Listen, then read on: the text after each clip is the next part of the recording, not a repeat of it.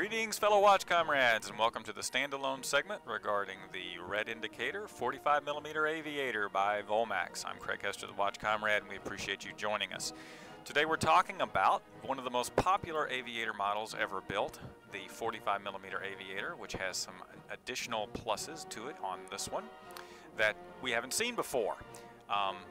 It's definitely one of the most beloved watches as well.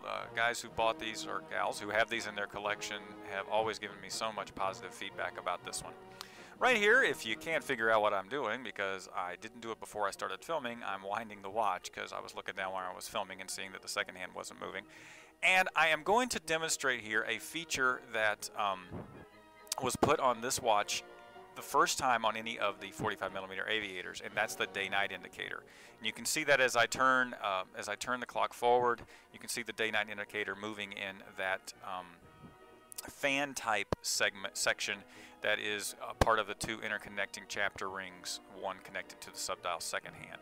So that's a nice little feature that had not been done on an aviator. Those red indicators, that's new for the 45mm aviator as well, and it's on the black IP. All of those things are relatively new features to the 45mm, which had been a pretty much strictly military-only styling prior to some of these new iterations that you've seen come out. In particular, I like this model myself.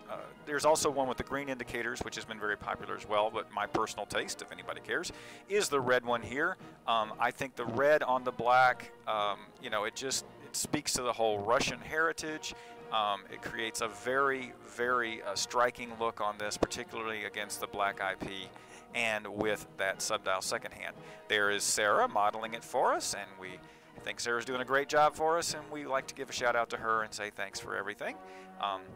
As she continues to be the watch model on the Watch Komrade Show. By the way, we've been trying to think of some kind of a nickname for Sarah as well. If anybody had, you know, that could be for our comrade Sarah there, we would appreciate that. So, what's the deal right now on this one is you can get a Aviator wall calendar along with this one right now, along with the webcam. So you want to check that out on the main show where you can see all the information about that. Our focus here really is just the watch on this particular segment. This is a 45mm, if you haven't heard me say that enough, case size. It is about 12mm thick. Of course, it's the 316L stainless steel, or the surgical grade, which you expect from all of the Russian manufacturers that we represent. It is a 19-jewel 3105 movement. The 3105 is a stripped-down version of the 3133.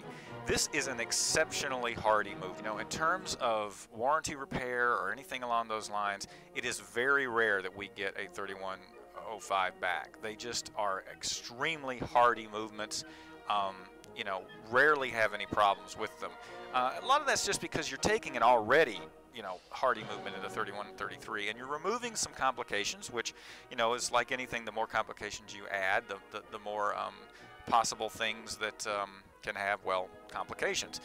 Stripping this down to just the subdial and then adding in the day-night indicator and the date makes this a very simple but hardy movement. Let's see, what else on this one? Well, it's 5 ATM water resistant. It is a 22mm strap.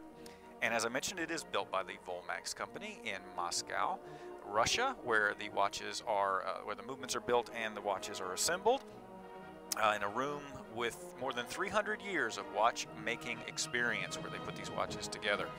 It's going to come with a leather strap on this one. It's a 22mm strap. It is a mineral crystal, in keeping with the more military tradition of crystals. And the main specs on this one, it's manual wind, which I hadn't mentioned. So if you want a very aggressive, big, yet still somewhat classic, this is kind of a blend of classic and the more full and fascinating dials that have been, you know, you've been seeing more recently.